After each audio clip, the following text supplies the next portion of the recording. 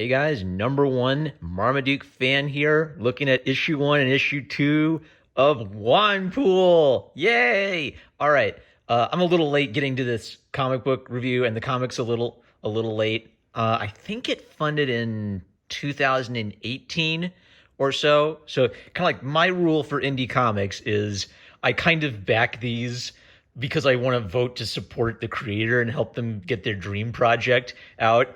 Uh, and I don't ask for a refund unless they do something like really absurd or obnoxious, right? So if you're late, it's kind of like you're on thin ice. But if you start selling your comic in Walmart before your backers get them, then I'm canceling. But Juanpool, they didn't do anything like that. So I said, whatever, I'm going to wait it out. I want to see how this turns out. I also got to read the digital comic of issue 1 for free, so that was kind of like a nice thing. I guess like the basic rule is keep communicating with your backers, let them know that you exist and you're working on it and you're trying to sort out the issues. And Juanpool did that, so I stuck it out with them, and I'm happy I did. I finally got my book, and I got some really good chuckles out of it. Also, full disclosure, I offered some editorial comments on issue 1. Some of them were like little typographical things. Some of them were suggestions about how to like explain some things or some gags that could be worked in, and they actually got implemented. So that was kind of cool that the creative team listened to my constructive criticism and added that in. So that always feels nice. It feels nice to have kind of contributed a little bit to Juanpool history. I think I've got an interview with the creator, Mr. Marvel, on my channel. It was one of the first or second interview I did. So one thing about Juanpool being a bit late is I feel like it might have missed its kind of like brief moment of just hitting the right cultural nerve. Because back in about 2017 or 2018, when he was sharing art of Juanpool, something about it kind of spoke to me because the idea is the gag. He was drawing like goofy art of Gwenpool, and the joke was, well, you want to be woke, why not make Gwenpool a big fat bisexual Mexican guy running around in a little pink and white costume with his belly hanging out and maraca katanas and things like that, right? Something about the memes of Juanpool just really cracked me up and really spoke to me and really kind of hit that like peak like SJW cancel culture, everybody on Twitter yelling at each other about social justice warriorism moment. And Juanpool was like alluding to that, but there was just something wholesomely funny about it in the midst of all that. So I think if they had gotten it out in like 2018 or so, this would have like hit right at the perfect time. However, to their credit, I think some of the humor they're hitting on is topical. It is political, but it's political in the style of Southpark, rather than being political in the style of just, I hate SJWs. Like, I don't think like a normie conservative could write Juanpool because they'd be afraid of offending anybody. It would be, hey family, gather the kids around. Let's talk about like, I don't like social justice. No.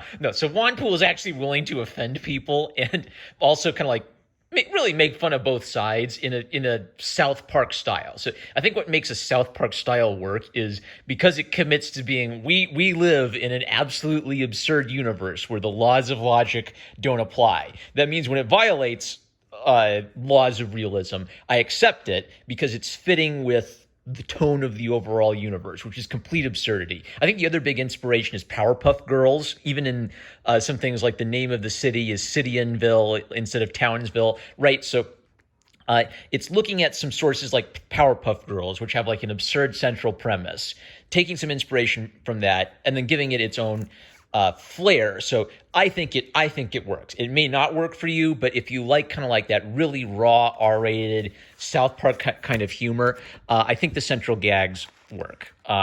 So I'll give you one example because I want to brag about what a brilliant friend I am and why all of you guys should follow me on Twitter so I can give you great ideas. So one of the things when I read the draft is I felt like there were some things that would not make sense if you were not following Juanpool on Twitter and kind of like filling in the blanks on some of these things. And he basically revised all of that. So the conveyance of what's going on works really well. So the basic premise is, what if you said one thing wrong, and not only did you get canceled, like your personhood got legally erased, and free speech got banned overnight. That was my idea. I'm such a genius. But Mr. Marvel, he's also a genius, so he knew a good idea when he heard it, and he adapted it. So Juanpool says something wrong. He calls Badger bitch Badger babe by accident. The entire internet shuts down, and Congress bans free speech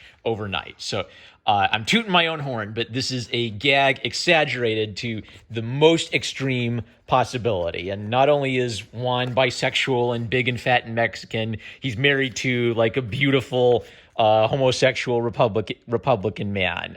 He's also kind of a lecher. Meanwhile, okay, I'm really interested in what he's doing with the subplots, because he also does some like gags about like the mooks will be a send up of, TV diversity, but then they'll actually have some character to them and feel some emotion and pain when Badger Bitch is kind of a play on Squirrel Girl, and also kind of a play on the social justice warrior who thinks that she's fighting for social justice, but she actually has an extremely bigoted view of black people and sees them as poor little darlings that need to be protected by big ol' me. And some of the, how do I explain it? The problem with humor is if you try to over-explain humor, it doesn't work anymore. I think it works by just sort of hitting you in the face with it and then continuing on with the superhero story. So if it doesn't land, it doesn't land, but they don't dwell on it. But if it lands, you laugh, and we keep moving at a nice, brisk pace. That's how I think I would describe it. So as that's happening, Juan is also discovering his superhero powers and investigating the mystery of why does the whole world seem to have changed? Why did Badger Babe change into Badger Bitch overnight and nobody remembers she was Badger Babe? What happened to Straight Arrow? We haven't even seen Straight Arrow yet, but he's building up this theme that Straight Arrow has gone missing. All of the good old stolid superheroes are missing for some reason, and the whole town has turned into this woke hell. So yeah, there's a neat little mystery building up. And where did I want to go with that? Maybe I want to hop into issue 2. So I'd read issue 1 before digitally, and issue 2 picks up where it left off. So a couple constructive criticisms. It looks like Mr. Marvel tried a new coloring style in issue 2, and I thought the first couple pages were just way too dark, like doing a little eye strain, trying to pick up what was going on. But it was sort of like he practiced with the style and got better throughout the issue. So by the time you get to halfway through issue 2, it starts to brighten up again. So I think her name is Nemi. The Radical Neminist is like the username of Juan's mod, and she's like a pal of his. So she was trying to control the chat when he accidentally melted down the entire internet. So we kind of flash back and see what she was getting up to. So we're building her character a little bit.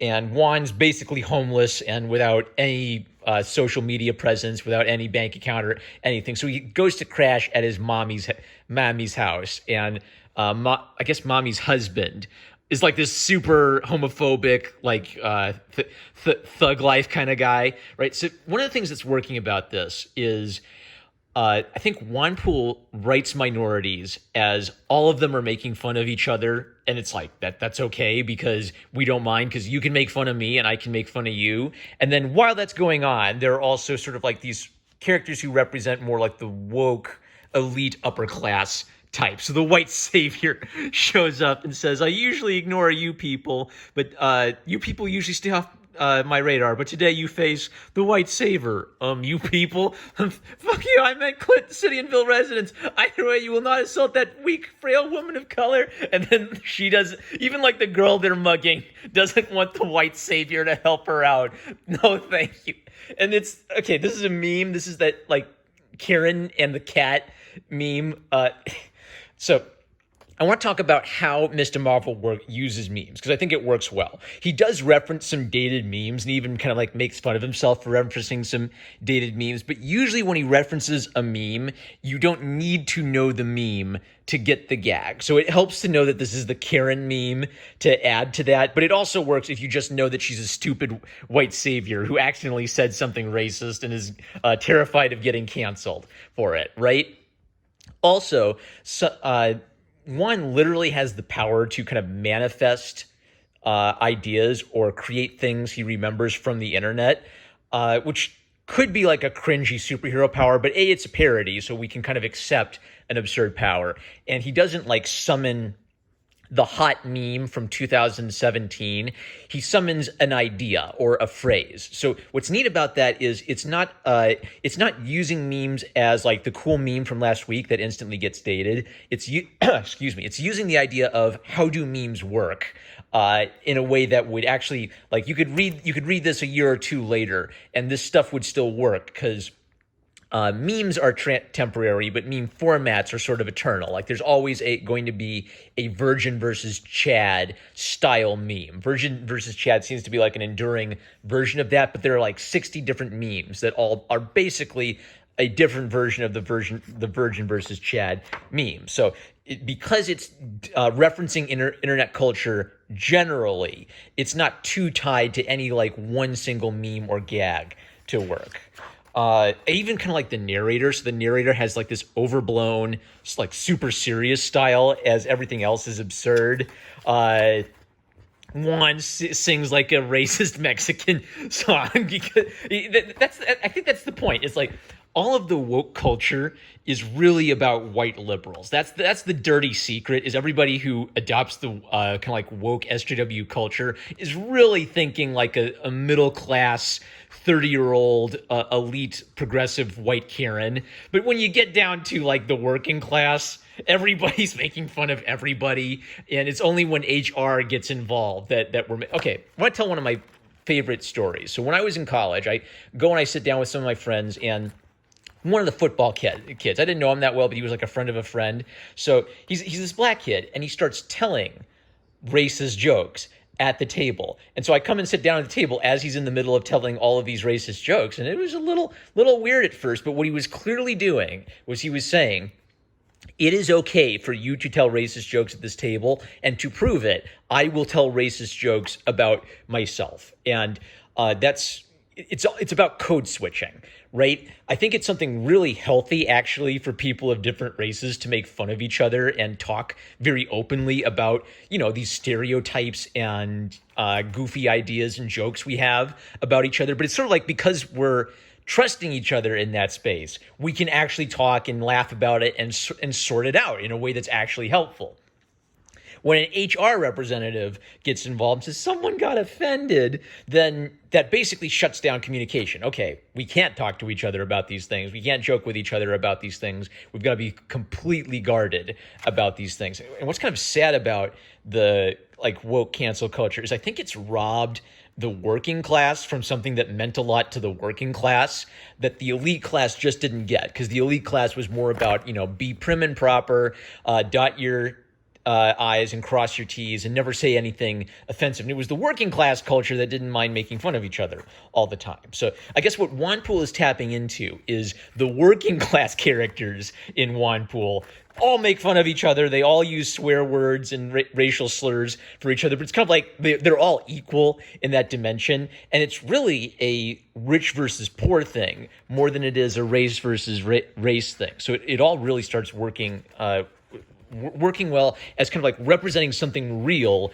in the real world, as also it's exaggerating everything to absurd levels. So like the absurd thug kid, again, like this is something I'm really interested in. I'm really interested to see where this goes in issue 3, because he's doing like the absurd, like every race at every other race's throat gags, Southpark. But then he'll have like this thug character who is at first like stereotype, but then is feeling like real grief and concern for his white friend who got beat up by Badger Bitch, and he's contemplating becoming a vigilante and killing Badger Bitch. Whoa, that's like some real human emotion. So I'm thinking of The Simpsons again, because every Simpsons character is basically meant to be a stereotype at first, but then sort of like over time they develop into something else, and it's on purpose. I feel like that's so important. Like people say, oh no, this character on The Simpsons is a stereotype. That's bad. It's racist. No.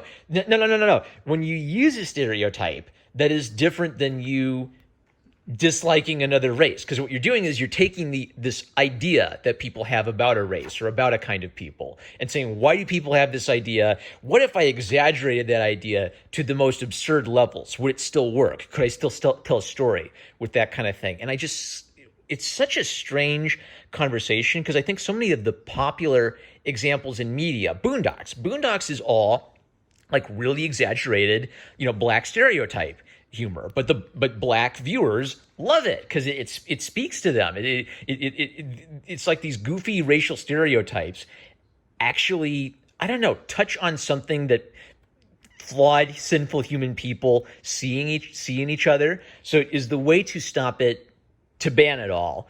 Is the way to stop it to not talk about it or not reference it at all?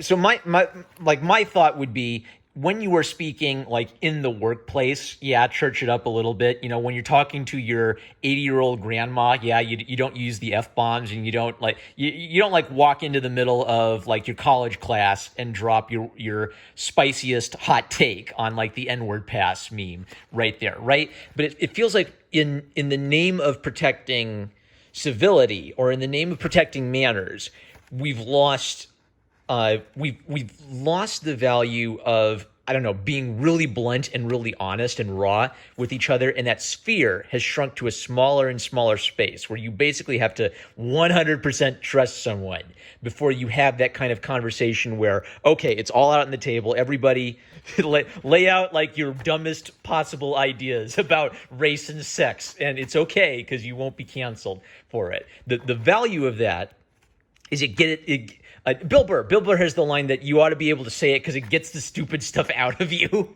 And then you're not stupid anymore because you said the stupid idea and then someone called you stupid. Oh, yeah, you're right. That was a stupid idea I had about women, or a stupid idea I had about Mexican people. I guess you have a point, right? And then you don't die in the streets after saying it. So Juanpool, it works. It works because it's referencing this important topic. It is deliberately making fun of the social justice side of things. So maybe that would limit its appeal to people who also don't like the social justice side of things.